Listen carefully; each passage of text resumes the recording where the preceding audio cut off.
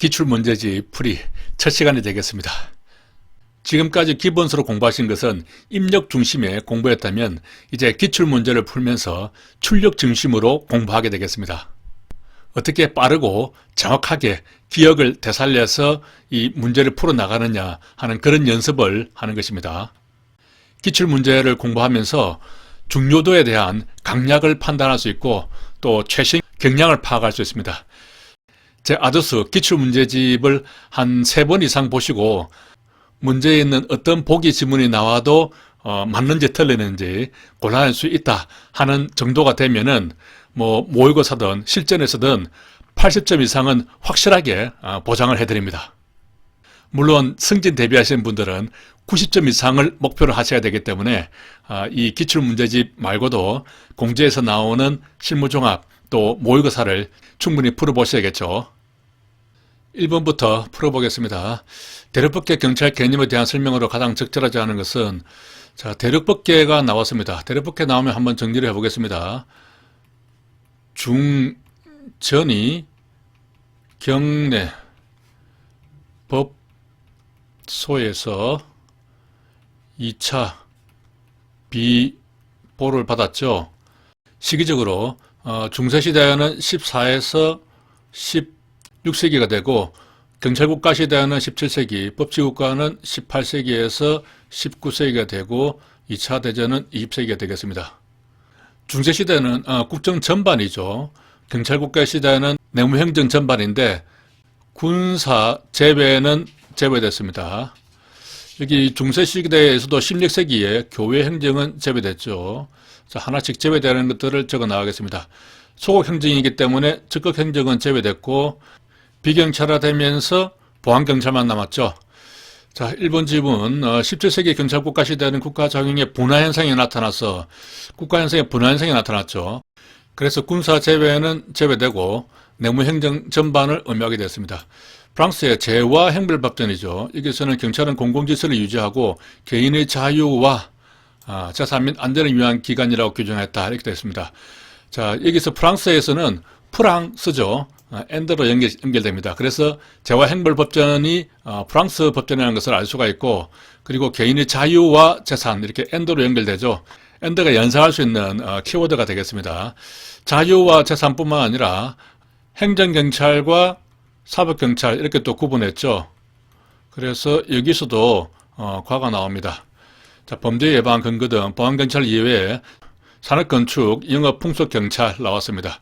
보안경찰은 뭐가 있죠? 교생풍해경입니다. 교생풍해경이죠. 그리고 보안경찰 이외에 비경찰화라고 했으니까 비경찰화로 들어간 것은 건영유가 되겠습니다. 이렇게 하면은 건축 영업 위생에 해당되는 건축 영업 위생에 해당되는 것은 비경찰화인데 풍속경찰은 교생풍 해경, 보안경찰에 해당되죠. 그렇기 때문에 비경찰에 포함되지 않습니다. 그리고 순서는 국정 전반에서 내무, 위헌방지, 소극적인 것이죠. 보안경찰 순으로 변화했다. 맞습니다. 기출문제집 풀이는 전체 문제를 다 풀기에는 시간도 부족하고 뒤에 가면은 좀 중복되는 부분도 있기 때문에 중요하고 좀 어려운 문제 위주로 해서 풀도록 하겠습니다. 그런 문제를 제가 이렇게 동그라미로 표시를 했기 때문에 이 표시된 문제만 풀어나가고 표시가 안 된 문제는 좀 간단하기 때문에 여러분들이 그냥 보셔도 충분히 풀 수가 있습니다. 자, 대륙법계 경찰 개념의 형성과 발달 과정에 관한 설명 중 적절하지 않은 것은 중세 프랑스에서 경찰이 국가의 평온한 질서에 있는 상태를 의미했고 이러한 프랑스 경찰 개념이 15세기 독일로 개수되었다 하는 부분이 나옵니다. 자, 경찰의 개념에 대해서 14세기, 15세기, 16세기 샤프, 오도, 독 6궤에서 씹었다 이렇게 암기를 했죠. 그래서 6이 나오기 때문에 교외 행정은 제외됐습니다. 이때 그 법률이 제국경찰법이죠. 제국경찰법입니다. 제일 먼저 나오는 법인데 제가 나오죠. 그래서 제1죄 크지경 이런 순서대로 암기를 했었죠. 샤프 오도독 할 때 프랑스에서 독일로 이렇게 개소가 된 것입니다. 그리고 경찰의 개념에서 고대 시대에는 경찰이 곧 정치를 의미했고 헌법을 이야기했죠. 그리고 프랑스에서는 국가의 평온하고 질서 있는 상태, 이런 상태를 의미했습니다. 이 경찰이라는 의미가 벌써 뭐 14세기 고대 이때 같으면은 뭐 600년 전의 이야기잖아요. 그렇기 때문에 경찰의 의미 자체가 그 단어의 뜻 자체가 변화가 된 겁니다. 예전에는 뭐 정치라든가 헌법 이런 뜻이었고 프랑스에서는 국가의 평온한 질서에 있는 어떤 상태를 의미했지만은 그 이후로 이제 경찰의 개념이 그 단어의 개념이 자꾸 바뀌게 된 것이죠. 그렇게 해서 프랑스의 개념이 15세기 독일로 개수됐다 이렇게 보는 것이고 또 이 프랑스의 개념이 결국에는 또 일본어로 전달이 되어서 일본에서 우리나라라도 이렇게 전달이 된 것이죠. 그러니까 이 프랑스 개념이 독일과 일본에 영향을 준 것입니다. 일본이 독일에서 이렇게 받은 것은 아니다 이렇게 보시면 되고요. 16세기 제국경찰법에 의해서 경찰의 개념은 교회 행정 권한을 제외한 일체의 국가 행정을 의미하게 됐죠. 6교에서 씹어버렸다. 이때 처음으로 교회 행정이 제외되게 되겠습니다. 자, 크로이츠 판결을 계기로 해서 프로이센 일반 란트법이 제정됐다. 틀렸죠. 이 말은 틀렸고 18세기 계몽주의 천부인권 사상 이런 것들은 이제 법주주의 사상인데 법소가 되겠습니다. 경내 법소에서 2차 비부를 받았죠. 소극적 위헌 방지로 이렇게 이해가 되는 것이 맞습니다. 3번을 보겠습니다. 자, 경찰의 개념에 대한 설명으로 옳지 않은 것은 일반 란트법은 이렇게 쭉 나가다가 절박한 위험을 제거하기 위한 것이죠. 임플란트라고 했습니다. 임플란트로 절박한 고통을 해소하는 것이죠. 프랑스의 자치경찰법전, 자치위생이죠. 위생을 확보하는 것이다. 그리고 행정경찰과 사법경찰을 구분했다 하면은 틀린 내용이 되겠죠. 행정경찰과 사법경찰을 구분한 것은 제와 형벌법전에 나오죠. 이때 되는 것이고 이때 또 자유와 재산을 보호하는 기관으로 경찰의 임무가 규정이 됐습니다. 자, 크로이츠베르크 판결은 소극적 위헌 방지에 한정됐죠. 큰 소. 띠톱 판결은 경찰 개입 청구권을 최초로 인정했습니다. 띠톱에서 문제가 많이 나오는데 경찰에 개입 안 한다고 민원 신청한 것이 계기가 된 판결이죠. 대립국계 국가의 경찰 개념에 대한 설명을 옳지 않은 것은 일반 란트, 절박한 고통을 해소했습니다. 죄와 행벌법정 나오죠. 이것은 경찰은 개인의 자유와 재산을 지키기 위한 기관이다 이렇게 되어 있고 크로이츠베르크 판결 여기서는 위헌 분야에 한정된다. 소극적 위헌 분야에 한정된다고 이야기했습니다. 지방자치법전 여기서 이제 협의의 행정경찰적 사무를 제외시켰다 이렇게 됐는데 협의의 행정경찰이 어떤 것이 있죠? 건영위가 있죠. 건축, 영업, 위생이 있습니다. 이때 자치법전에서는 자치는 위생을 자치적으로 해결하죠. 치위생 이렇게 암기를 했습니다. 그래서 위생 업무가 자치경찰 업무에 포함되어 있었습니다. 제외시켰다는 것이 틀렸다는 얘기가 되겠죠. 다음 문제 보겠습니다. 자, 5번하고 6번 넘어가고 이 넘어가는 내용들은 앞에서 풀었으면 충분히 간단하게 풀 수 있는 문제들입니다. 자, 크로이츠베르크 판결 프로이센 고등법원에서 판시를 했고 베를린 시민이 크로이츠 부근에서 국영 담배 운반차 나왔습니다. 여기서 손해배상 소송. 손해배상은 뭐죠? 불량코입니다. 코가 불량코면은 반드시 배상을 해줘야 된다고 했습니다. 블랑코 소년이었죠. 그래서 이 내용은 틀리고요. 경찰관 발동의 조례상 한결에서 경찰 소극 목적의 원칙이 확립되는 계기가 되어 있고 독일에서 경찰 개입 청구권은 띠톱 판결이라고 했습니다. 따라서 이것이 틀렸고 이것이 틀린 내용이 되겠습니다. 자, 다음 문제 행정법 형사법 관련 판결에서 판결의 내용을 묻는 문제네요. 자, 블랑코 판결은 코가 불량이죠. 불량 코이기 때문에 반드시 국가 배상을 해줘야 됩니다. 그리고 크로이츠베르크 판결 큰 소죠. 소극적 위헌 방지에 해당된다고 했습니다. 큰 소. 에스코 베드 판결입니다. 베드가 나왔습니다. 베드가 나오면은 연인들이 베드에서 접견하고 교통하는 것을 연상을 하라고 했죠. 자, 맞습니다. 미란다 하고 고지를 하는 것이죠. 모두 판결 내용이 맞는 것이 되겠습니다. 자, 다음 문제 10번 대립국계 국가경찰 제도에 대한 설명으로 옳지 않은 것은 대립국계 국가의 경찰 개념은 경찰권이라 하는 일반 통치권의 개념으로서 경찰 심의를 위해서 수행하는 기능 역할 중심, 기능 역할은 대립국계가 아니고 영미법계죠. 영미야 자취방에서 엮기 들고 뭐하니 소주나 맥주나 구분 없이 술 사줄게. 술 사는 수사가 되겠습니다. 영미법계는 이 자치경찰을 출발했죠. 그리고 엮기 들고 역할과 기능 중심이고 행정경찰과 사법경찰의 구분이었고 수사가 포함되는 개념이 되겠습니다. 프레센 경찰행정법에는 경찰관청은 일반 개인에 대한 공共안전과 질서 위험을 방지하기 위한 현행법의 범위 내에서 의무에 합당한 재량에 필요한 조치를 취하지 않으면 안 된다. 의무에 합당한 재료, 무당 재량이 되겠습니다. 경찰행정법은 재량이 중심이 되는 것인데 이것은 무당 재량이라고 했죠. 경찰이라는 용어는 라틴어의 폴리티아에서 유래했는데 처음에는 일체의 정치 그리고 헌법 이런 것들을 의미했고 자 크로이츠 베르크 판결은 경찰의 임무의 목적 확대가 아니고 소극적 목적에 한정했습니다. 큰 소. 경찰국계 시대에 경찰관은 소극적 치안 위주만 할 뿐 적극적 공공복리 정진을 위해서 강제력을 행사할 수 없다. 경찰국가 시대에는 경내 내무행정에 한정됐죠. 그때는 소극행정뿐만 아니라 적극행정까지도 포함되는 개념이 되겠습니다. 17세기 국가정의 분화현상이 일어났죠. 경찰국가 시대가 되면서 군사 제외는 제외됐습니다. 따라서 가, 라, 마가 틀리게 되겠죠.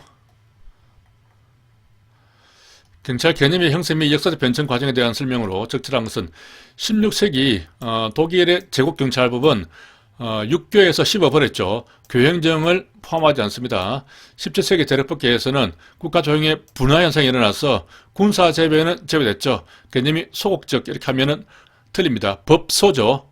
법치국가 들어가서 소극적 행정에 한정됐고 일반 란트는 임플란트니까 절박한 고통을 해소합니다. 대립법계는 경찰은 무엇인가 라는 문제보다는 경찰은 무엇을 하는가, 경찰활동이란 무엇인가, 영미야 자취방에서 엮기 들고 뭐하니 하니까 무엇을 하는가 이렇게 되겠죠. 따라서 3번이 답이 되겠습니다. 자, 12번 형식적 의미의 경찰과 실질적 의미의 경찰에 대한 개념으로 옳은 것은 형식적 의미의 경찰이 언제나 실질적 의미의 경찰이 되는 것이 아니고 실질적 의미의 경찰도 형식적 의미의 경찰이 되는 것이 아니다. 자, 실질적 의미의 경찰은 뭐가 있죠? 실질적으로 독학, 사일하고 장명소 차렸죠. 독일에서 학문적 개념입니다. 일단은 경찰행정법이죠. 사회 목적적 경찰 활동에 한정되고 일반 통치권에 기초를 하고 작용 중심의 활동이면서 명령 강제하는 활동입니다. 그리고 소극에 한정되었죠. 이것이 이제 실질적 의미의 경찰이고 그리고 형식적 의미의 경찰에만 포함되는 것이 있었죠. 자, 형식적 의미의 경찰에만 포함되는 것이 무엇입니까? 수정, 외보, 서비스가 형식적이었죠. 이것은 형식적 의미의 경찰에만 포함되는 것입니다. 자, 다시 위에서 보면은 형식적 의미에만 포함되는 것이 있기 때문에 언제나 실질적 의미의 경찰이 되는 것이 아니죠. 맞고 실질적 의미의 경찰이 모두 형식적 의미의 경찰이 되는 것도 아닙니다. 자, 여기 실질적 의미의 경찰은 보안경찰과 협의의 행정경찰을 포함하는 개념이 되겠습니다. 그렇기 때문에 협의의 행정경찰에는 건영위가 포함되잖아요. 이러한 건영위에 대해서는 비경찰호라고 해서 나중에는 다 빠져나갑니다. 그래서 실질적 의미의 경찰에 있는 것이 형식적 의미에 다 포함되는 것도 아니고 또 형식적 의미의 경찰에 있는 것이 실질적 의미에 포함되는 것도 아닌 서로가 각각의 개념으로서 서로가 포함 관계는 아닌 것이죠. 실질적 의미의 경찰은 사회 공공의 안寧의 질서를 위한 권력적 작용이고 또 소극 목적에 한정해야 됩니다. 형식적 의미의 경찰은 사회 목적적 작용을 의미하며 이것은 실질적 의미의 경찰을 의미하는 것이죠. 작용을 중심으로 파악된 개념, 이것도 실질적 의미의 경찰이죠. 형식적 의미의 경찰은 조직 중심으로 파악된 개념입니다. 이렇게 서로를 바꿔서 이렇게 지문을 만들었네요. 실질적 의미의 경찰은 실무상 정립된 개념이 아니라 학문상 정립된 개념이죠. 독일의 행정법학에서 유래를 했습니다. 우리 경제법에 규정된 경찰의 직무 범위는 우리나라에서 취할 형식적 의미의 경찰이 되겠죠. 따라서 디귿만 틀린 것이 되겠습니다. 자, 내용을 보겠습니다. 내려가서 잘 넘어갑니다. 17번 경찰의 분류와 구분 기준에 대한 설명을 옳지 않은 것은 보안경찰과 해외의 행정경찰은 업무의 독자성에 따른 구분 또는 경찰 자용이 다른 행정자용에 부수하는 여부를 기준으로 한다. 맞는 말이죠. 독보협이 됩니다. 독자성 여부에 따라서 보안경찰과 협의의 경찰로 나누어지죠. 이때 그 독보협이라고 이렇게 암기를 할 수도 있고 독실보협으로 암기를 하면 더 나을 것 같습니다. 독자성 유무에 따라서 보안경찰과 협의의 행정경찰로 나눌 수 있고 또 실질적 의미의 경찰은 보안경찰과 협의의 경찰을 포함하는 개념이거든요. 이렇게 독실보협으로 암기를 하면은 전체적으로 한꺼번에 암기를 할 수 있습니다. 예방경찰과 진압경찰은 시점에 따른 구분이죠. 예진시. 광해 행정경찰과 사법경찰은 경찰의 목적 임무를 기준으로 한 구분이며 이러한 경찰 개념의 구분은 상급 분립 사상에 투철했던 프랑스에서 한국된 개념이다. 프랑스죠. 이렇게 나누는 걸 좋아합니다. 행정경찰과 사법경찰은 어디서 나눴습니까? 죄와 형벌법전에서 이렇게 구분을 했죠. 그리고 경찰은 자유와 재산을 지키는 기관이다. 이렇게 정의를 했습니다. 여기서 와가 나오죠. 국가경찰, 자치경찰은 경찰의 유지의 권한과 책임의 소재에 따른 분류이다. 맞는 말이고 평시경찰과 비상경찰은 위해 정도에 따른 구분이죠. 늘 위해서 비평한다. 질봉이죠. 이렇게 나눌 수가 있겠습니다. 이렇게 해서 모두가 맞는 질문인데 자 여기서 광의의 행정경찰이 나오죠. 이 광의의 행정경찰에 대해서 잠깐 보겠습니다.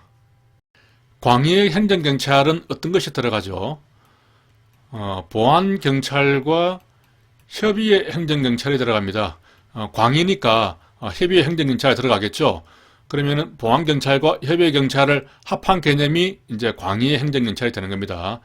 자, 보안경찰과 협의의 행정경찰을 합한 개념은 뭐하고 같죠? 실질적 의미의 경찰하고 같습니다. 이런 식으로 정리를 할 수가 있고 광의의 행정경찰이 나왔는데 나온 김에 한번 조금 개념을 정리를 하면은 광의의 경찰권에 대해서 정리를 해보겠습니다. 광의의 경찰권. 광의의 경찰권에는 광의가 나왔으니까 협의의 경찰권이 들어가겠죠. 경찰권이 들어가고 또 뭐가 들어갑니까? 협수부입니다. 수사와 비권력적인 경찰 활동이 들어가는 겁니다.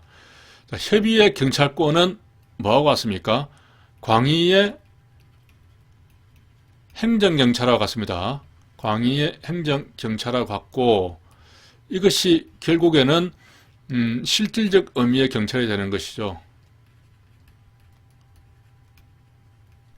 자, 광의의 행정경찰은 아까 보안경찰과 협의의 행정경찰을 포함한 개념이라고 했죠. 여기서는 협의의 행정경찰이 되고 여기서는 협의의 경찰권이 되는 것입니다. 이렇게 보안경찰과 협의의 행정경찰이 들어가다 보니까 결국 실질적 의미의 경찰하고도 같은 개념이 되는 것이죠. 뭐 나온 김에 계속 연결해 보면 보안경찰은 뭐죠? 교생풍해경이죠. 교생풍해경. 그리고 협의의 행정경찰은 건영위 이렇게 되는 겁니다. 자, 이런 식으로 이 개념들만 쭉쭉쭉쭉 이렇게 나갈 수가 있으면 기본적으로 이 1단원에서 이 핵심적인 것들을 다 파악하는 것이 되는 것이거든요. 자, 다음 문제 보겠습니다. 경찰의 분리에 대한 설명으로 적절하지 않은 것은 행정경찰과 사법경찰, 경찰의 목적에 따라 구분하며 프랑스 제와 행벌법전 나오죠. 여기서 구분을 최초로 법제에 했다. 행정경찰과 사법경찰. 협의의 행정경찰과 보안경찰, 다른 행정에 부수하느냐 여부에 따라서 구분되죠. 협의회 행정경찰은 경찰활동의 능력술과 기동성을 확보하고 능률성, 기동성 확보 이런 것들은 이제 국가경찰에 대한 개념이고 뭐 보안경찰은 뭐 여기서는 자치경찰에 대한 설명이죠. 자, 평시와 비상경찰은 늘 위해 비평합니다. 질질봉이 되겠습니다. 이런 것들은 이제 기본적인 내용이 되겠습니다. 자, 넘어가고 20번 국가경찰과 자치경찰에 대한 설명으로 옳은 것은 국가와 자치 비교하면은 인권과 민주성이 보장되어 주민들의 지지를 받기 쉽다. 국가경찰이 좀 더 어렵겠죠. 자치경찰이 훨씬 더 쉽습니다. 자치경찰은 국가경찰과 비교를 해서 권력적 수단보다는 비권력적 수단을 통해서 맞는 말이죠. 좀 더 부드럽게 할 수 있고 국민의 생신제를 보호하려고 하고 국가경찰은 자치경찰과 비교해서 타 행정부문과 긴밀한 협조 요청이 원활하죠. 국가에서 지시를 하면은 각 지방에 있는 그 소속 기관들도 협조가 잘 되고 또 다른 기관하고도 국가에서 한 번만 지시하면은 바로 협조가 가능합니다. 하지만은 자치경찰은 그 자치권에만 있기 때문에 협조가 좀 더 어렵겠죠. 국가경찰보다는.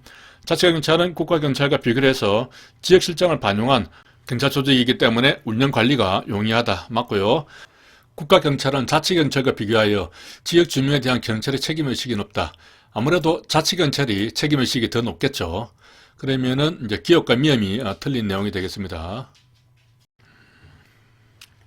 자, 다음으로 넘어가서 뭐 이런 내용들은 간단하게 보면 되고요. 경찰의 임무. 경찰의 임무를 공공의 안녕과 질서에 대한 위험 방지라고 정의할 때 맞는 것은 공공의 안녕이라는 것은 안녕 나오면은 안녕 법국계죠. 프랑스 계한테 인사하는 겁니다. 법국계. 봉주르 이렇게 인사하는 것이죠. 이 중에서 법질서 불가침이 가장 먼저 나오기 때문에 공공의 1요소는 법질서 불가침 요소가 되겠습니다. 공공의 질서는 줄서하고 비슷하다고 그랬죠. 그렇기 때문에 불문규범의 총체가 되는 것이고 법적 안정성 확보를 위해서 불문규범이 점점 성문화되어 가고 있죠. 그렇기 때문에 그 영역이 축소되고 있습니다. 경찰이 업무에 합당한 사례기법 판단을 했습니다. 위험을 잘못 긍정한 경우는 오상위험이 아니죠. 위험이라고 하면은 뭐가 있습니까? 위험하다 느끼면은 외관이 혐오스럽게 보이면은 위험하다 이렇게 볼 수가 있습니다. 그래서 외관적 위험, 위험 혐의, 오상 위험 이렇게 있죠. 이 두 가지는 사려 깊은 판단을 했습니다. 이것은 사려 깊은 판단을 하지 못한 것이죠. 그렇기 때문에 의무에 합당한 사려 깊은 판단을 했음에도 불구하고 오상 위험은 사려 깊은 판단을 하지 못하고 잘못 추정한 것이죠. 그래서 이 내용이 틀렸고 위험의 현실화 여부에 따라서 추상적 위험과 구체적 위험으로 구분할 수 있고 경찰의 개임은 구체적 위험이 아니라 추상적 위험이라도 있으면은 정당화될 수가 있습니다. 따라서 답은 2번이 되겠네요. 자, 2번 기본적 임무에 대한 설명으로 틀린 것은 경찰의 임무는 경찰조직법상의 경찰기관을 전제하는 개념이죠. 공안절에 대한 위험 방지가 경찰의 궁극적인 임무라고 할 수가 있습니다. 공공질서는 줄서죠. 불문규범의 총체가 됐고 오늘날 점점 축소되고 있습니다. 공공의 안녕은 안녕법국계가 되죠. 안녕법국계 프랑스계입니다. 봉주르. 법질서 불가침 요소가 가장 먼저 나오니까 공공 안녕의 1요소다 이렇게 쉽게 암기를 할 수가 있죠.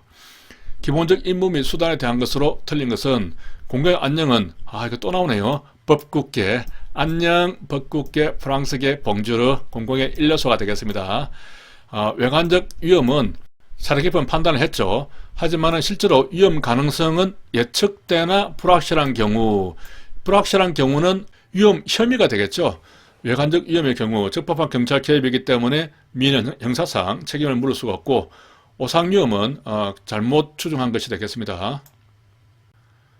자, 다음 경찰의 임무를 공안제에 대한 위험 방지라고 할 때 위험에 대한 설명으로 적절한 것은 위험이란 것은 보호받는 개인 및 공동의 법에 관한 정상적 상태의 객관적 감소를 의미한다. 객관적 감소 이런 말은 뭐에서 나오죠? 손해에서 나옵니다. 손해를 보면은 객관적으로 감소하는 것이죠. 위험이란 것은 공안질 공안질에 대한 손해 가능성 이렇게 정의되어 있습니다. 손해가 날 가능성이 있는 것이죠. 손해 가능성이고 여기서 나오는 이 손해가 정상적 상태의 객관적 감소를 의미합니다. 위험에 대한 인식은 외관이 혐오스러우면 위험하다고 판단해야죠. 추상적 위험이 아니고 혐오스럽다 할 때 오상 위험은 추정적 위험하고 같죠. 추정적 위험하고 같고 위험에 있어서 구체적 위험과 추상적 위험이 있죠. 최소한 추상적 위험이 있을 때는 경찰이 개입 가능한 위험한 상태로 볼 수가 있습니다. 하지만은 추정적 위험은 오상 위험에 해당되고 이러한 경우는 위험의 범위 내에 포함되지 않습니다. 자, 위험 혐의란 경찰이 업무에 합당한 사례기법 판단을 할 때 외관적 위험과 위험 혐의는 사례기법 판단을 하죠. 실제로 위험 가능성은 예측되지만 불확실한 경우를 말한다. 맞는 말이죠. 외관적 위험에 대한 경찰권 발동은 적법하기 때문에 경찰관에게 책임을 물을 수 없고 국가의 손실보상 책임은 그래도 발생할 수 있습니다. 적법하다고 하더라도 손실보상 책임은 발생할 수 있는 것이죠. 자, 아래 내려가서 7번 경찰의 기본적 임무에 대한 설명을 옳지 않은 것은 공공질서는 불가결한 전제 조건이 되는 불문규범의 총체가 되고 오늘날 점점 축소되고 있겠죠. 오늘날 복지국가적 행정을 요구하는 시대 요청에 따라서 경찰행정 분야도 각 개인이 경찰권을 발동할 수 있는 경찰 개입 청구권을 인정하게 되는데 이는 재량권 영우의 수축 이론하고 관계가 있습니다. 판결은 띠토 판결하고 관계있죠. 우리나라는 김신조 판결하고 관계가 됩니다. 인간의 존엄, 자유, 개인적 법익뿐만 아니라 사유재산의 무형의 관리에 대한 위험 만기도 경찰의 임무에 해당되고 개인적 권리와 법익이 보호된 경우라 하더라도 경찰의 원전은 잠정적인 보호에 국한이 되는 것이죠. 최종적으로는 법원에 따라서 해야 됩니다. 자, 법적 안정성 확보를 위해서 불문규범이 점점 성문화되어 가고 있어서 그 범위는 점차 축소되고 있고 위험은 경찰 개입의 전제 조건이나 위험이 보호를 받게 되는 법익에 구체적으로 존재해야 하는 것은 아니기 때문에 보행자의 통행이 거의 없는 밤 시간에 횡단보도 보행자, 시동 등이 녹색등일 때 정지하지 않고 진행한 경우에도 통행 운전자는 경찰 책임자가 되죠. 이렇게 구체적인 위험이 없는 경우에 위반한 경우에도 경찰 책임자가 됩니다. 경찰 책임자가 되는 그 근거는 법을 위반하기 때문에 그렇죠. 법질서 불가침을 침해했기 때문에 그렇습니다. 자, 외관적 위험에 대해서 경찰권 발동은 위험에 해당하는 적법하죠. 그렇기 때문에 민형사상 책임을 물을 수 없다. 다만 특별한 현상이 있으면은 손실보상은 할 수 있겠죠. 이렇게 해서 틀린 것은 갑은 하나가 되겠네요. 자, 다음 문제. 경찰의 관할에 대한 설명으로 적절하지 않은 것은 사물 관할이라고 한 것은 사무 관할이라고 했습니다. 경찰이 어떤 사무를 할 것인가 그에 대한 규정이죠. 경찰이 처리할 수 있고 또 처리해야 하는 사무 내용의 범위를 말하고 우리나라는 범죄 수사에 대한 임무가 경찰의 사물 관할로 인정되고 있죠. 경찰의 임무는 생범 경정이 교외에서 공안절한다 이렇게 암기를 했습니다. 생범할 때 범이 범죄 예방, 진압, 수사 또 피해자 보호까지 들어갑니다. 그래서 예진, 수피 이렇게 암기를 했었죠. 경찰은 중대한 죄를 범하고 도주하는 현행범인을 추적할 때는 주한미군 시설 내 군역 내에 들어가서 범인을 체포할 수 있다. 맞습니다. 중대한 죄를 범하고 도주하는 현행범인에 대해서는 따라가서 주한미군 시설 내까지 들어가서 체포를 할 수가 있습니다. 외국 공간은 국제법상 치외법권 지역이나 화재 감염법 이런 긴급한 상황에서 동의 없이도 외교 공간에 들어갈 수 있다. 들어갈 수 있는 근거는 뭐죠?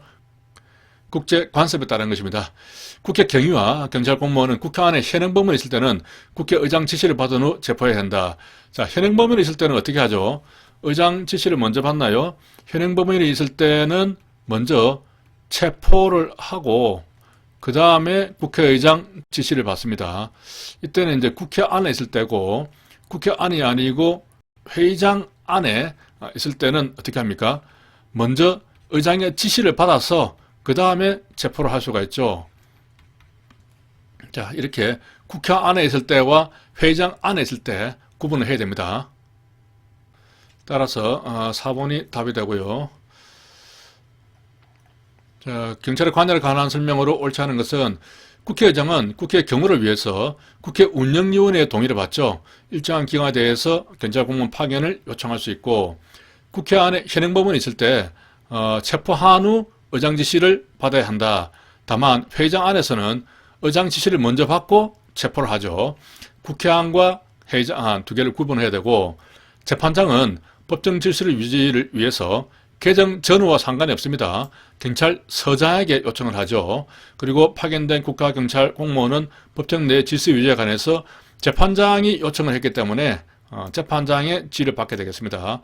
외교 공간은 치해법권 지역인데 외교 사절에 승용차, 보트, 비행기 등 이러한 것들도 다 포함되는 개념이 되겠습니다. 뭐 차나 보트나 비행기도 사생활이 보호되고 그 외교권이 보호되는 그런 구역이 되겠습니다. 자, 넘어가서 경찰의 기본 개념에 대한 설명으로 옳은 것은 경찰의 중앙과 지방 간의 권한 분배, 행정정보 공개, 성과급 제도는 경찰의 민주성, 성과급 제도는 경영주의에 관계되죠. 경찰의 민주성하고는 관계없습니다. 자, 인권 존중주의는 경제법에서 언급이 없으나 헌법에서 당연히 유추된다. 자, 여기서 경제법이 나왔네요. 경제법에 규정된 내용이 뭐가 있습니까? 민효 인정했는데 여기에 대해서 이의제기한다 그랬습니다. 민주성, 효율성, 인권주의, 정치적 중립주의, 그리고 부당한 수사에 대해서는 이의제기할 수 있다 하는 것들이 경제법에 규정되어 있습니다. 경찰위원회 제도, 그리고 국민감사 청구, 경찰 책임 확보 이런 것들은 경찰 민주성 확보를 위한 대내적 민주화 방향이다. 경찰 밖에 있는 것은 모두가 대외적이 되는 것이죠. 이 경찰위원회 제도도 경찰 내부가 아닙니다. 외부입니다. 그래서 대내적이 아닌 것이고 국민의 모든 자유와 권리는 국가안전보장 질서위장 공공복리를 위하여 필요한 경우에는 법률로서 제한할 수 있죠. 법령이 아닙니다. 이 경우에도 자유와 권리의 본질적인 내용은 침해할 수 없죠. 4번이 맞는 답이 되겠습니다. 경찰 부패에 관해서 원인에 대해서 가장 옳은 것은 델라트르 나왔습니다. 데일라트르죠. 작은 허위도 금지해야 된다고 주장을 했습니다. 미국의 로벅, 록킥, 리드아퍼, 록킥, 바거 이런 사람들은 구조 원인 가설을 주장한 사람이죠. 시카고 시민이 경찰을 부패시켰다. 이것은 전체 사회 가설을 주장한 윌슨이죠. 윌슨이 그 시카고에서 월세를 살았습니다. 전월세를 살았죠. 그래서 전체 사회 가설을 주장한 사람은 윌슨이 되겠습니다. 전월세, 시카고. 경찰 부패에 대한 내부 골말은 침묵의 규범과 같은 것이다. 침묵의 규범은 어디서 나옵니까? 이것은 구조 원인 가설에 나오죠. 내부 고말은 휘슬블로잉, 외부로 밝히는 것인데 침묵의 규범은 참는 것이죠. 이것하고 같은 개념이 될 수가 없습니다. 썩은 사회의 가설은 부패의 원인이 개인이 아닌 조직의 결함이 있다고 본다. 조직이 아니고 개인이죠. 썩은 사과 하나만 드러내면 되고 이 하나가 전체를 부패시킨다는 개념이 되겠습니다. 따라서 데일라트르, 작은 호의도 금지해야 된다. 이렇게 주장을 했고요. 자, 경찰 부패에 대한 설명으로 기획에서 리얼까지 넣어봐라. 니드 호퍼, 로벅, 바커, 니드 아퍼, 록킥, 바거. 군대에서 뻘차려주는 개념이 바로 생각납니다. 구조이론 되겠죠? 구조이론이고 남의 비행에 대해서 일일이 참견하면서 도덕적 충고를 합니다. 일일이 참견하려니까 상당히 바쁩니다. 비지 바지니스가 되겠습니다. 그리고 공짜 커피, 작은 선물 등의 사소한 호의가 나중에는 큰 부패를 이어질 수 있다. 미끄러지기 쉬운 경사로 이론이죠. 셔먼의 미끄러지기 쉬운 경사로 이론이 되겠습니다. 일단은 처음에는 사소한 호의죠. 사소한 부패는 아닙니다. 도덕적 가치관이 붕괴되어서 부패를 부패라고 인식하지 못하는 것, 모랄 해저드가 되는 것이죠. 모랄 해저드가 됩니다. 자, 이렇게 나눌 볼 수가 있고 요 밑에 조금 새로운 개념에 대해서 제가 기본서에서 설명을 안 했기 때문에 이 부분은 설명을 좀 하겠습니다. 딥 트로트라는 게 있죠. 이것은 뭐 직역을 하면은 깊은 목입니다. 목 깊숙한 곳에 있는 것이죠. 목 깊숙한 것에 있으니까 속마음이 되는 것입니다. 내면에 있는 것이죠. 이런 딥 스로트는 내부 고발자를 의미합니다. 이 딥 스로트가 나온 게 그 미국에서 워터게이트 사건에서 나온 말이죠.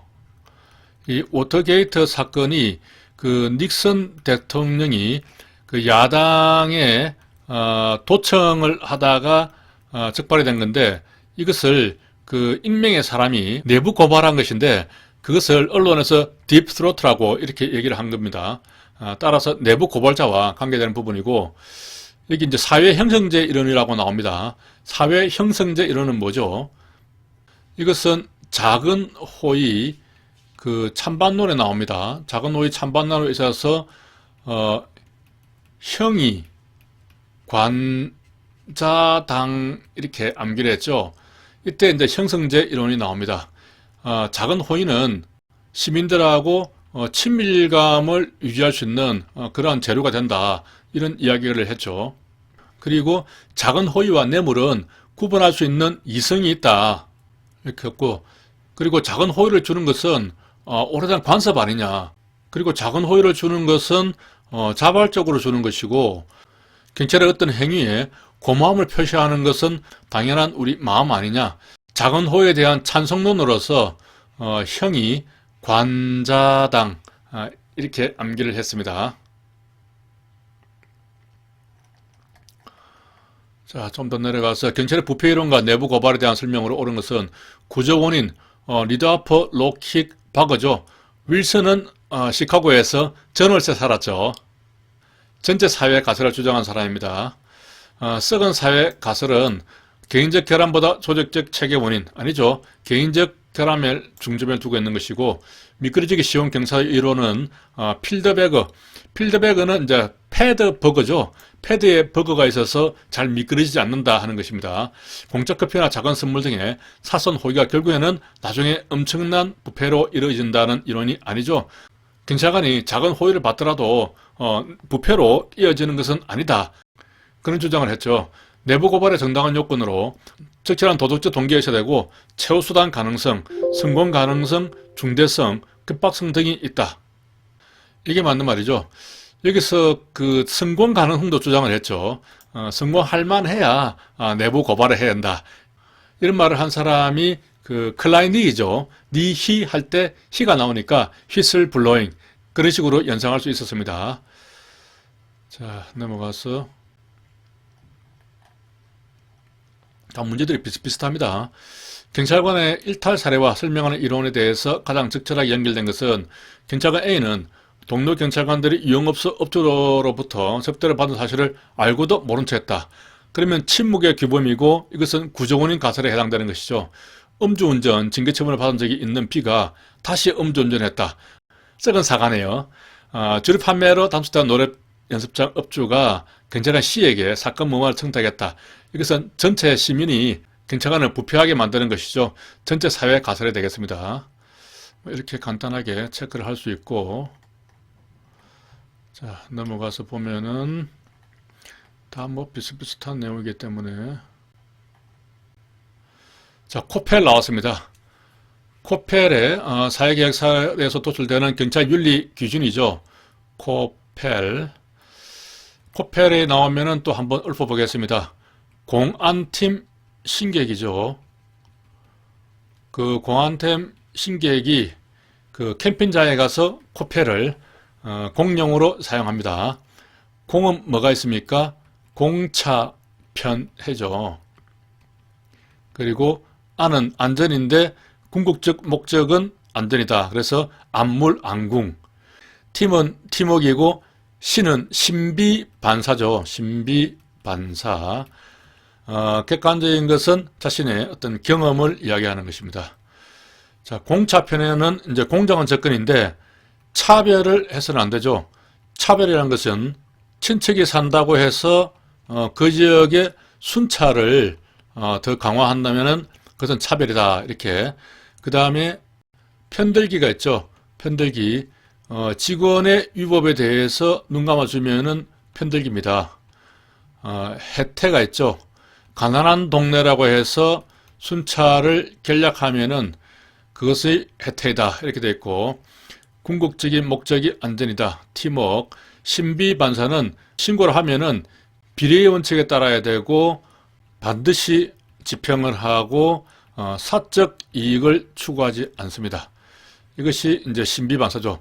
여기에 신이 하나 들어가야죠. 반드시 신고를 하고 비례의 원칙에 따라서 반드시 집행하고 사적 이익을 추구하지 않는다 하는 것이 신비반사가 되겠습니다. 자, 이렇게 한번 훑어보고 내용을 보겠습니다. 김순국은 철도범을 추격하던 중 등 뒤에서 권총을 쏘았다. 이것은 비례의 원칙에 위반되는 것이죠. 그래서 공공의 신뢰를 위반한 것이고, 일주일간 출장을 마치고 집에 들어온 A는 자기 TV가 없어진 것을 발견하고 평소에 사이가 좋지 않던 옆집에 B가 훔쳐간 것이 아니냐, 그렇게 해서 A는 몽둥이를 들고 와서 직접 자기 TV를 찾아오려다가 그만두고 경찰에 신고했습니다. 신비반사죠. 그러면은 신뢰와 한계되는 것입니다. 박순경은 달동대를 가려하지 않고, 이것은 혜태가 되는 것이죠. 그러면은 공정한 접근이 맞습니다. 이순경은 어렸을 적에 경험이죠. 가정폭력을 경험했는데 가정폭력 사건을 처리하면서 모든 잘못은 남편에게 있다고 단정지었다. 그래서 냉정하고 객관적인 자세를 위반한 것이 되겠습니다. 최순국은 입적 전에 경험이 있죠. 이것은 냉정하고 객관적인 자세 위반이고, 탈주범이 자기 관내에 있다는 첩보를 입수하고 상부에 보고하지 않고 단독으로 했습니다. 그러면 팀워크를 위반한 것이죠. 협동을 위반한 것이고, 어린 강도가 어린이를 인질로 잡고 차량 도주를 하고 있다면 경찰은 주위 시민들의 안전에 대한 위험에도 불구하고 계속 추격을 해야 된다. 이것은 안전이 궁극적인 목적인데, 이 주변 사람들이 위험한 것은 잠재적인 위험이죠. 현재 어린이가 인질로 잡히는 것은 현재적인 위험입니다. 그래서 현재적 위험을 위해서는 잠재적인 위험에 불구하고 계속 추격을 할 수 있습니다. 뭐 신호를 위반할 수도 있고요. 뭐 그런 것은 뭐 당연히 상식적으로 생각할 수 있죠. 그렇기 때문에 모두 맞는 것이 되겠습니다. 자, 코펠 또 나왔습니다. 사회계약서로부터 도출되는 경찰활동의 기준, 바르게 연결된 것은 갑순경은 절두범을 추격하다가 등 뒤에서 권총을 쏘았다. 비례원칙을 위반한 것이죠. 그래서 신뢰원칙을 위반한 것이 되는 것이고, 달동네는 가려하지 않고, 위험 문제하고 완전히 같네요.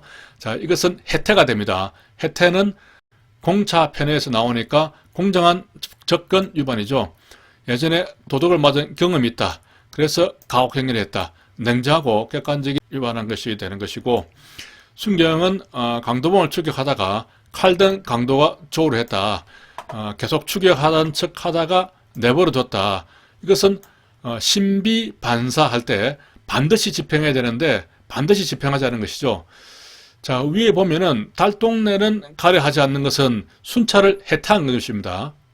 이것은 공정한 접근에 위배되지만은 칼든 강도를 잡지 않고 내버려 둔 것은 반드시 집행을 해야 되는데 그 반드시 집행하지 않았기 때문에 신뢰원칙 위반이 되는 것이죠.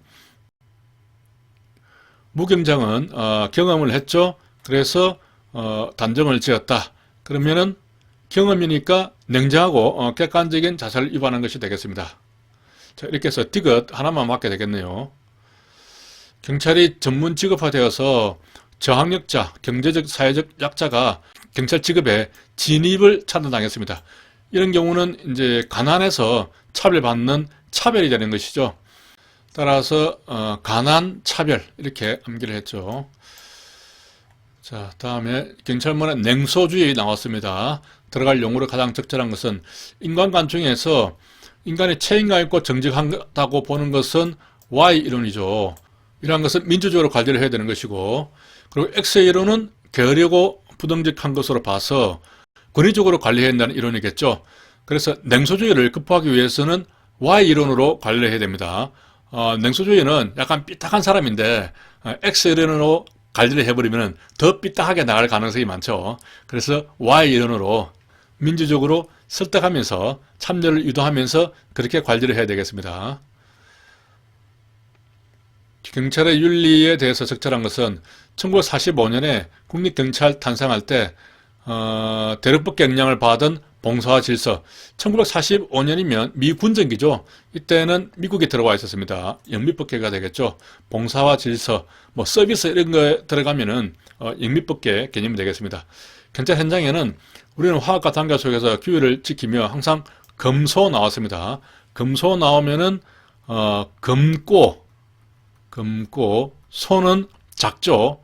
작은 깨. 검고 작은 깨입니다. 깨 볶아나면은 이렇게 되죠. 깨끗한 경찰이 되겠습니다.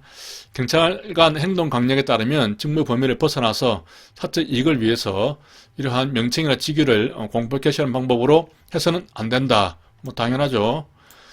경찰 윤리 강령의 문제점 중에서 냉소주의의 문제는 경찰관의 도덕적 자각에 따른 자발적 행동이 아니라 외부로부터 요구된 타협성으로 인해서 진정한 봉사가 이루어지지 않을 수 있다는 것을 의미한다. 자, 이 말이 조금 애매하죠. 맞는 말 같기도 하고 틀린 말 같기도 합니다. 자, 여기에서 냉소주 나왔죠. 냉소주는 뭡니까? 처음처럼이 아니고 참이슬입니다. 참이슬. 그래서 참여가 들어가야 되는 것이죠. 윤리강령의 문제점에는 어떤 것이 있습니까? 한번 정리를 해보겠습니다. 냉소주, 비우소, 실행, 냉소주, 비우소, 실행 이렇게 되는 것이죠. 그래서 냉소주의는 참이슬, 참여가 들어가야 되는 것이고 비진정성이죠. 이것은 비진정성이 바로 이제 타협성 때문에 생기는 것입니다. 그리고 우선순위가 결정되어 있지 않다. 소는 최소주의가 되는 것이죠. 최소주의. 그래서 최소한 울타리, 이 울타리 정도 되는 그 범위 내에서만 하려고 한다는 것이죠. 그리고 실행 가능성에 문제가 있다. 어떤 강제력이 없죠. 행위 중심이어서 어떤 동기 같은 것들이 고려가 안 된다 하는 이런 것들이 경찰 윤리 강령의 문제점이죠. 경찰 윤리에 대한 설명으로 적절한 것은 사회계약서로부터 도출되는 기준으로 볼 때 사회 일부분이 아닌 사회 전체 이익에 염두에 된다 하는 것은 냉정하고 객관적인 자세 맞죠? 객관적인 자세가 나오면은 경험에 대한 부분 그리고 사회 일부분이 아닌 사회 전체 이익을 염두에 둬야 한다 하는 그런 내용입니다. 그리고 소에는 소나무죠. 그래서 나무는 보고 숲은 보지 못하는 전문가에 대한 그런 문제점입니다. 가난은 가난 차별. 그래서 소외가 아니고 차별이 되겠죠. 행동강령에서 범죄수사규칙에 따른 이의제기와 관련해서 행동강령 책임관에게 상담을 요청할 수 있답니다. 이의제기가 나오는 것은 모두가 다 할 수 있다죠. 윤리강령의 문제점으로 비진정성의 조장은 강령의 내용을 울타리로 삼아 울타리는 울타리가 작죠. 작은 울타리 최소주의가 되겠습니다. 비진정성이 아니죠. 비진정성은 아까 문제에서 타율성이라고 했죠. 타율성에 의해서 비진정성이 조장된다 이렇게 나왔습니다. 경찰 현장에 대한 내용으로 적절한 것은 정의의 이름으로 준수를 추구하며 불의와 타협하지 않는 그런 경찰은 의로운 경찰이 되겠죠. 국민의 신뢰를 바탕으로 오직 양심에 따라서 하는 것은 양심, 공정, 건전한 상식 위에 전문 지식을 갈고 닦아 맡은 일을 성실, 근면이 되겠습니다. 모든 사람의 인격을 존중하고 따뜻하고 봉사하는 친절한 경찰이 되겠죠. 또 내용이 그렇게 어렵지는 않고 윤리 강령에 대한 설명으로 적절한 것은 대외적으로 서비스 수준을 보장하고 국민과의 신뢰관계를 형성하고 과도한 요구에 대해서 책임 제한 등의 기능을 하고 대내적으로는 경찰국은 개인적인 기준이 되고 대내적으로 하면 보통 조직이란 말이 많이 들어간다고 했죠. 경찰 조직의 기준 제시, 대내적이니까 조직의 소속감 고치, 조직 구성에 대한 교육 자료 맞는 말이고 문제점으로 최소주의는 울타리가 나와야 됩니다. 우선순위 이런 말 나오면 안 되죠. 문제점으로 강제력 부족이라는 것은 실행 가능성의 문제점이죠. 강령의 훈령은 법적 강제력이 부족해서 이행 보장하기 힘들다는 것을 말한다. 자, 11번은 위에 이렇게 표시가 되어 있습니다. 2020년도 기준으로 실종에서는 안 나왔죠. 성견 대비하시는 분들은 이것은 안 봐도 되겠습니다. 자, 채용 대비해서나 울경관 대비해서는 보시고 런던 수도 경찰청을 창시한 로버트 필경에 대한 이야기입니다. 적절하지 않은 것은 기본적인 임무는 범죄에 대한 신속한 대응이 아니죠. 예방을 강조한 사람입니다. 경찰 성공은 시민의 인정에 의존하고 경찰관들을 확보하기 위해서는 교육훈련이 필수적이고 군대식으로 조직되어야 한다. 이렇게 말을 했습니다. 자, 아래 내용을 한번 간단하게 빠르게 훑어보고 넘어가겠습니다. 군대식으로 조직되어야 되고 정부의 통제하에 있어야 되고 경찰의 능률성은 범죄의 부재, 예방을 이야기하는 것이죠. 발생하면은 반드시 전파돼야 되고 시간 지역에 따라서 경찰력의 적절한 배치가 필요하다. 자기 감정을 조절할 줄 아는 것이 가장 중요한 경찰관의 자질이라고 말했습니다. 단정한 외모도 언급했고 적절한 훈련, 모든 경찰관에는 식별 번호가 부여돼야 된다. 그리고 경찰서는 시내 중심지에 있어서 접근이 용이해야 된다. 반드시 15를 거쳐야 한다. 경찰은 항상 기록을 남겨서 차후에 경찰력 배치를 위한 기준으로 삼아야 한다.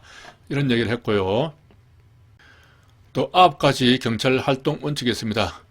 경찰은 군사력에 의한 진압이나 처벌보다는 사전에 예방해라. 그리고 임무를 수행할 수 있는 힘은 시민의 존중과 인정에서 나온다. 그렇기 때문에 시민의 협력을 확보를 해야 되는데 그렇게 시민의 협력이 확보가 되면 강제력과 물리력 사용의 필요성을 줄일 수가 있다.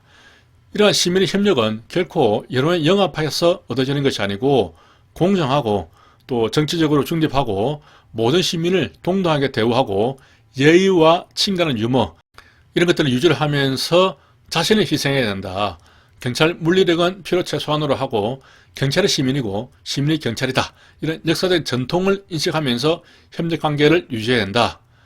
그리고 모든 시민에게 봉사하는 임무로서 보수를 받는 시민의 구성원일 뿐이다. 그리고 경찰은 유무죄를 판단하고 처벌하는 사법부의 권한을 행사하는 것처럼 보여서는 안 된다. 경찰의 효율성은 범죄 무죄서 부재로 인정되는 것이지 진압하는 모습으로 인정받는 것이 아니다. 이렇게 이야기를 했습니다. 자, 부정청탁금지법을 보겠습니다. 금품수수 금지에 대해서 가장 적절하지 않은 것은 금품수수 금지하면은 암기해야 될 내용이 있죠. 상부, 사친단, 공불사입니다. 상사가 주는 것은 봐도 되고 부저 목적으로 주는 것은 봐도 되죠. 부저는 3, 5, 10이 있다고 했습니다. 자, 음식물이죠. 그리고 경, 선물이 되겠습니다. 그리고 조화, 조화나 화환이 되는 것이죠. 농, 축산물 이런 것들은 10만원까지 되는 것이죠. 너무 빠르게 읽지 말라고 했습니다. 사는 사적 거래가 되는 것이죠. 친족이 주는 것. 여기서 친족은 이제 8촌까지 이야기하는 것이죠. 그리고 어떤 단체에서 주는 것, 공개적인 행사에서 주는 것, 그리고 자기뿐만 아니라 불특정 다수에게 주는 것, 그리고 사회에 상규상 인정되는 것, 이런 것들이 되겠습니다. 상부, 사친단, 공불사는 받아도 된다. 자, 경찰서장이 주는 것이니까 상부가 주는 것입니다. 해당되지 않죠. 휴일날 대형마트에서 추천권으로 행사로 수입차를 받았습니다. 대단하죠. 이런 경우는 불특정 다수에게 주는 것이기 때문에 해당하지 않죠. 공직자 등의 8촌 이내, 4촌이 나오는 것은 그 행동강령에서 사적 이해관계, 그때만 4촌이 나오고 나머지는 다 8촌이죠. 이때도 해당하지 않고 이렇게 쭉 나오는데 매 회계는도 200만 원이 아니고 300만 원이 되겠습니다. 300만 원은 우리 근로자들 한 달 평균 임금이 되는 것이죠. 그렇기 때문에 큰 돈입니다. 보통 300만 원 이런 것들이 많이 나오죠. 자, 다음 문제 보겠습니다. 자, 간단한 것들은 넘어가고 부정청탁 금지법에 대한 설명으로 틀린 것은 공직자 등은 청탁을 받았을 때 청탁을 한 자에게 부정청탁임을 알리고 이를 거절하는 의사를 명확히 표시하면 되죠. 처음에는 이제 부정청탁이다 하고 이제 알리고 거절하는 의사를 명확히 표시만 하면 됩니다. 반복이 되면 어떻게 합니까? 반복이 되면은 행동강령 책임관에게 보고합니까? 아니죠. 이때는 기관자에게 신고합니다. 자, 행동강령 책임관이 나오는 경우는 그 경찰본무 행동강령에 나오죠. 행동강령에서만 행동강령 책임관이 나오고 부정청탁금지법에서는 행동강령 책임관 이런 말은 전혀 안 나옵니다.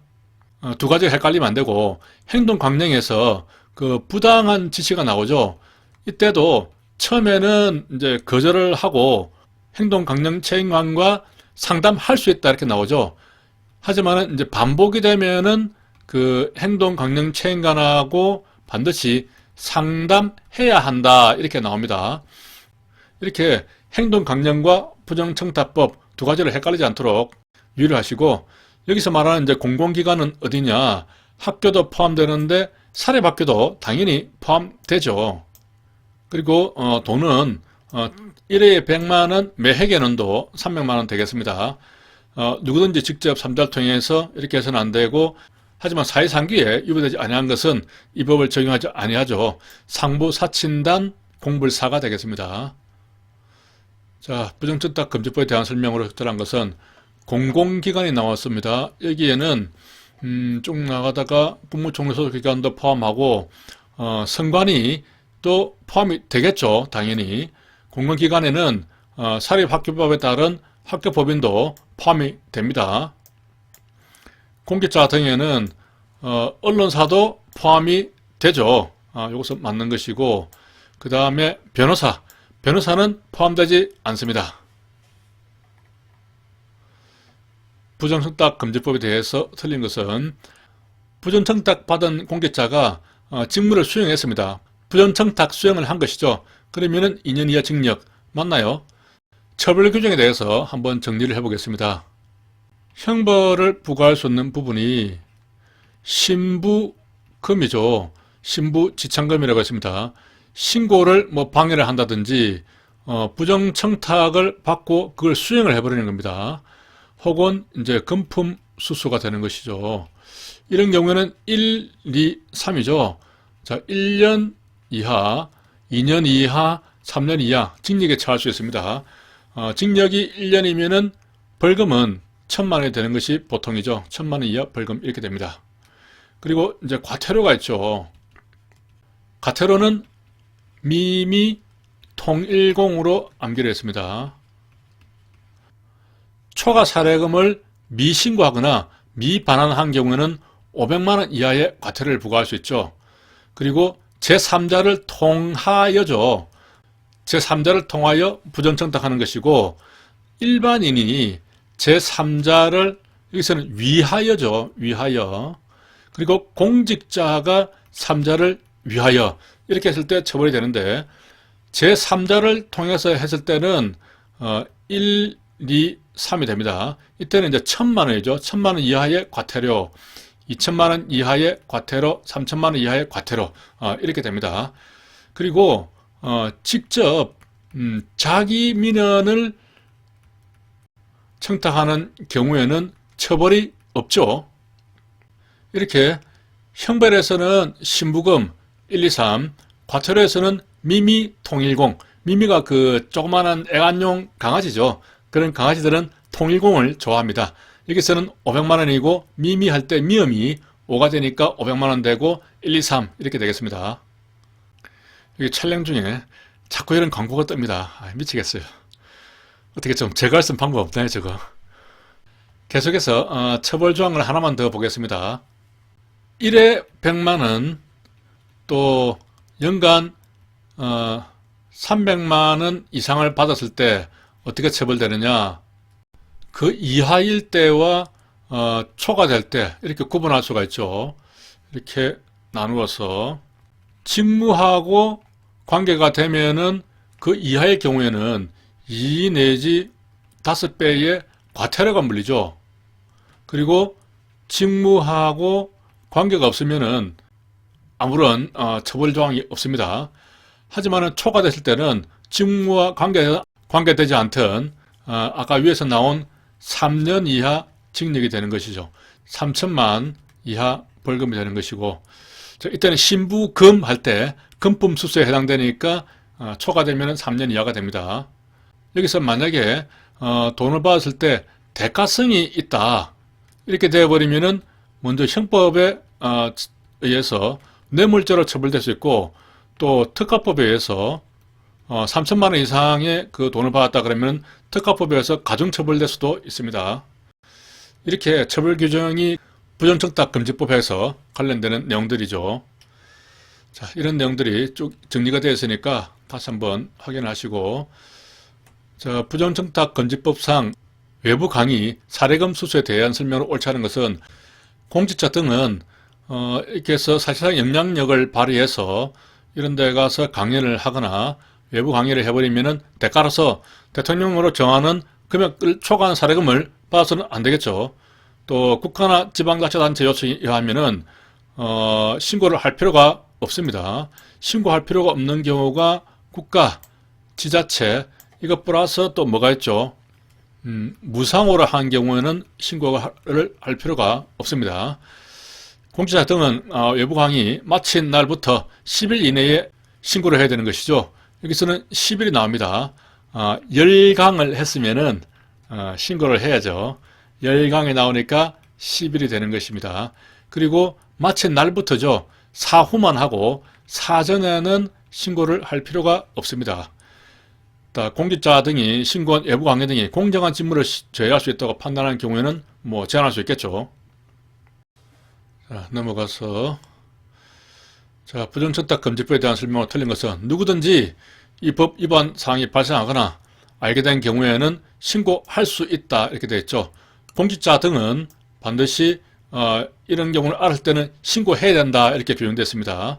자, 부정청탁을 봤을 때는 부정청탁을 한 자에게 알리고 이를 거절하는 의사를 명확히 표시하면 되고, 반복이 됐을 때는 기관자에게 신고하여야 한다.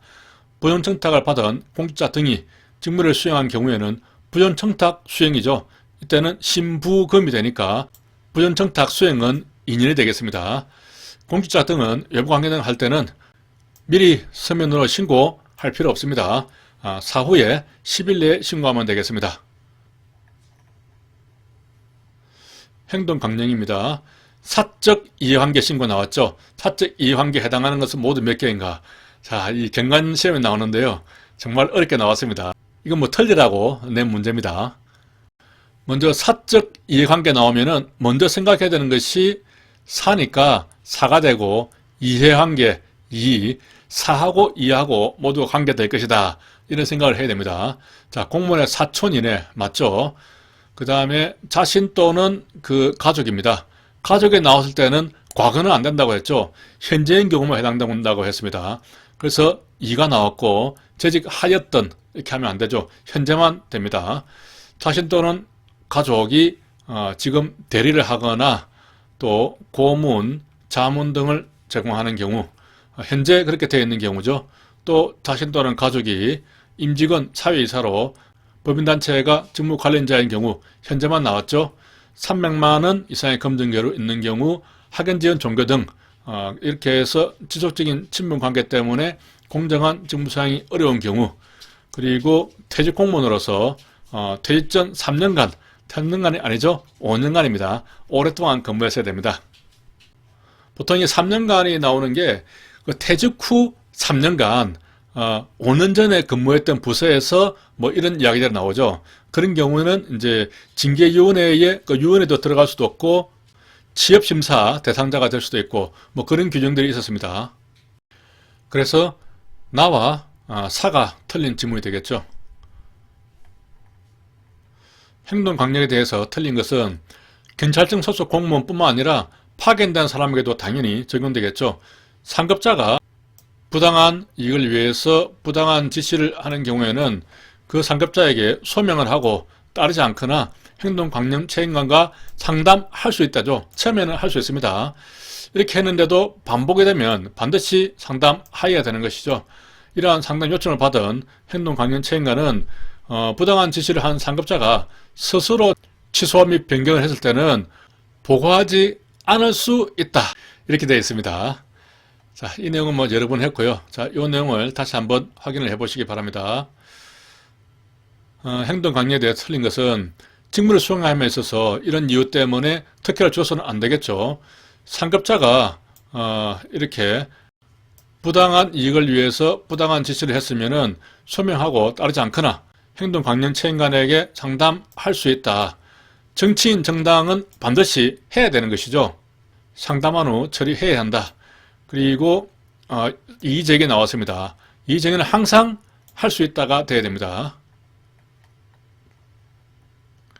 행동 강령에 대한 설명으로 틀린 것은 경찰관은 지연, 혈연, 종교, 특혜를 줘서 아니 된다.